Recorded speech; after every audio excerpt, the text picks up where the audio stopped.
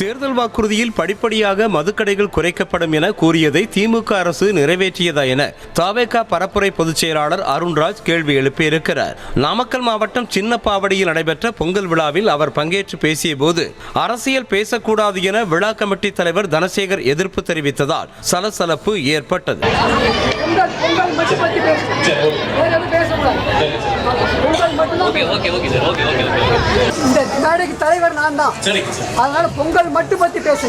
பின்னர் செய்தியாளர்களுக்கு பேட்டியளித்த அருண்ராஜ், தமிழகத்தில் மதுக்கடை இருப்பது தவறு இல்லை என்றும் விற்பனையை அரசு ஊக்குவிப்பதுதான் தவறு என்றார். மக்களுக்கு ஒரு சாய்ஸஸ் கொடுக்கணுங்கிறதுக்காக, அதுக்காக மதுவை ப்ரொமோட் பண்ணி மதுவை தான் விற்பனை செஞ்சு அதன் மூலயமா அரசு நடத்தணுங்கிறது தான் இந்த அரசோட கோரிக்கையா இருக்கு.